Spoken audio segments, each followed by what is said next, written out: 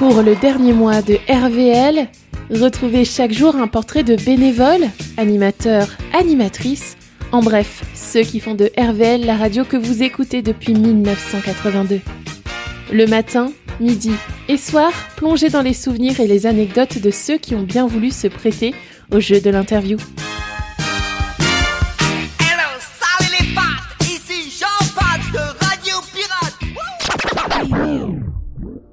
Moi, c'est Mickaël, animateur de l'émission L'Arche de Yona sur RVL depuis 2 ans. Alors, L'Arche de Yona, c'est une émission animalière où je suis entouré de participants, d'intervenants, plutôt bénévoles aussi.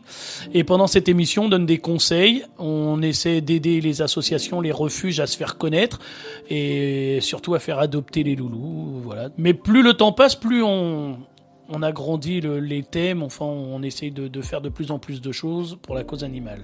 Pour commencer, ça fait à peu près 8 ans que je suis sur RVL et quand mon contrat s'est terminé, j'ai voulu continuer, j'ai lancé une émission qui s'appelait Fiesta. Pendant cette émission, je faisais découvrir la musique gypsy et pendant 1 heure et pendant l'autre heure, je faisais des offres d'adoption avec les associations, les refuges, tout ça. Et il y a 2 ans de ça, ma chienne Yona est décédée. Et j'ai eu le choix, c'était soit d'arrêter la radio parce que ça m'avait mis un coup et de parler des animaux c'était compliqué. Et puis à un moment j'ai eu un déclic, je me suis dit non, il faut que je fasse une émission consacrée aux animaux. Pendant 2 heures, on va parler que des animaux. Et c'est une façon de rendre hommage à ma chienne en fait et que son nom perdure en fait. J'ai toujours aimé les animaux de toute façon, depuis que je suis petit j'ai toujours eu des animaux. Moi je peux pas vivre sans animaux de toute façon. Pour moi tu sais j'ai l'impression que ma chienne elle est là, qu'elle voit d'en haut ce que je fais. Et tu sais que je me dis... C'est bête, hein, peut-être après, il y en a, ils vont pas comprendre, mais je me dis qu'elle est fière de ce que je fais, tu vois. Elle est pas partie pour rien, moi, c'est une chienne qui m'a apporté beaucoup, en vrai. C'est une chienne qui a été là quand moi, j'allais pas bien. Je pourrais rentrer dans plein de détails, je pourrais parler d'elle pendant plusieurs minutes, mais voilà, donc, c'est vraiment important parce que à chaque fois qu'il se passe quelque chose, que l'émission, arrive à faire aimer les animaux, arrive à faire quelque chose, je me dis que ça retombe sur elle et puis qu'elle est pas partie pour rien, en fait. On en a plein d'anecdotes, hein. Déjà, premier truc, c'est les sauvetages. On sait qu'on a participé à des sauvetages. On a été, avec l'aide par exemple d'un de nos chroniqueurs, Brandon, une nuit qui a été à Rouen récupérer un chien pour le déposer à Alençon, à ses frais, tout ça. On a un bull terrier qu'on a partagé en masse, qui est à la SHPA du Havre, qui a trouvé une famille, pourtant que c'était très dur à trouver, mais c'est plein de loulous comme ça. On a des gens maintenant qui nous appellent d'un peu partout pour essayer de les aider, pour des signalements, enfin on fait plein de choses. À côté de ça, on peut aussi dépanner des gens qui n'ont pas les moyens, qui n'ont plus de revenus, plutôt que d'abandonner leurs bêtes, ils passent par nous, et puis on peut les dépanner en croquettes. Enfin, on essaie de faire, pas se diversifier, mais comme je disais tout à l'heure, d'agrandir en fait. À la base, je pensais faire que des offres d'adoption. Et on en est arrivé à beaucoup plus, en fait. Comme samedi dernier, où on a pu, avec un partenaire estimé, offrir 1 000 € à une association. Par exemple, samedi-là, on sera le 10 mai, samedi, on aura une association de l'île de la Réunion. On a eu des associations de Roumanie, on a des associations du Havre, de la Normandie, de Paris, du nord de la France, du sud, de partout, en fait. À la base, moi aussi, ce que je voulais, c'était rendre aussi un hommage à tous les bénévoles qui travaillent dans les associations. Moi, dans le cas, c'était les associations animales. Je voulais montrer que sans eux, en fait, t'as pas d'asso qui pourra tourner. C'est le cas ici, si t'as pas de bénévoles, la radio, elle s'arrête, tu vois. Et une fois, j'ai parlé un matin, je suis parti dans un refuge. Il était de bonne heure, il était peut-être 10h, 9-10 heures. J'ai vu une fille qui promenait un chien. J'ai parlé avec elle, elle venait de finir sa nuit, elle était infirmière. Et elle venait bénévolement promener des chiens. Alors tu sais, quand tu vois ça, tu te dis, il faut les mettre en avant, ces gens-là. Ils font un boulot monstre et sans eux, t'aurais plus d'assaut, de toute façon, ça fermerait. Comment j'ai connu ? Moi, je te mens pas, RVL, je connaissais pas. J'ai vu une annonce où on recherchait un animateur. Et j'ai postulé parce que la radio, par contre, c'est quelque chose que j'ai en moi depuis toujours. J'adore la radio. La nuit, je dors, il me faut la radio. Je vis avec la radio. Si j'ai pas la radio, je dors pas, je peux pas. Et en fait, j'ai postulé, je les ai harcelés à l'époque, s'ils s'en rappellent, ils te le diront.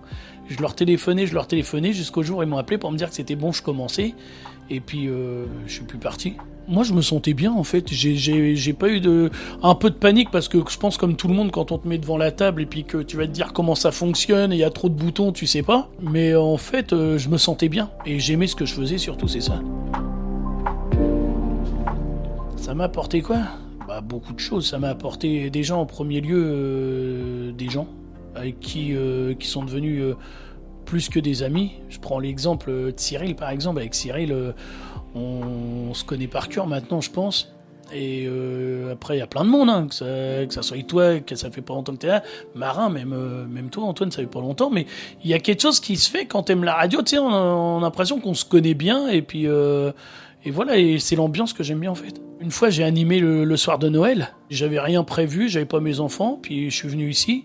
J'ai fait la nuit avec des auditeurs. Puis c'était bien parce que je me suis aperçu qu'il y avait beaucoup de monde en fait qui était chez eux puis qui écoutait RVL même le jour de Noël. Et après, le moins bon côté, c'est des personnes qui nous ont quittés aussi. Moi, ça m'a touché. Personnellement, ça m'a touché aussi. J'y pense, tu sais, le truc, c'est comme pour tout le monde, quand t'as quelqu'un qui est parti, un proche, un ami ou même une connaissance, tu sais, le principal, c'est d'y penser une fois de temps en temps. Et puis voilà, comme ça, la personne elle est toujours présente. Et puis je pense qu'ils nous voient de là-haut et ils le savent. Et comment s'est-il senti quand il a appris la fermeture de RVL ? Moi, j'aurais créé une manifestation à moi tout seul. Si on m'aurait pas freiné, je pense que j'aurais inondé les médias, j'aurais tapé de partout, tout ça, parce que pour moi, c'est injuste, c'est pas normal. Il y a beaucoup de gens qui disent, on le voit sur les réseaux, là, je suis content parce qu'il y a beaucoup de monde, mais parce qu'au-delà d'être une radio, au-delà d'être, voilà, enfin, on a un rôle aussi. Et comme je disais, par exemple, moi, le soir de Noël, j'ai vu qu'il y avait des gens qui étaient là, donc il y a beaucoup de gens qui sont peut-être seuls chez eux qu'avec nous, et pour eux on est une famille en fait. Les gens aiment pas tout ce qu'on fait, ils aiment pas tous les animateurs, tout le monde, mais il y a toujours une personne qui va écouter, enfin voilà, je sais pas comment trop expliquer, mais c'est vraiment un coup dur, et je pense qu'on sera pas les seuls à pleurer sur le sort d'RVL, on va être beaucoup. Je vais souhaiter à tout le monde de continuer, de garder justement la bonne humeur, la joie, ça c'est important, il faut dans la vie qu'on a en ce moment. Il faut toujours regarder le verre à moitié plein plutôt qu'à moitié vide. Moi c'est ce que je fais tout le temps. Après, je vais inciter les gens, moi c'est à rejoindre des assos. Vous avez 1 heure de temps, vous avez un peu de temps, rejoignez des assos, ça c'est important, parce que sans les bénévoles, les assos vont pas continuer. Et puis nous on annoncera quelque chose plus tard, parce que je pense pas qu'on peut le dire maintenant au sujet de l'émission, mais on aura quand même une bonne nouvelle, donc on pourra terminer avec ça.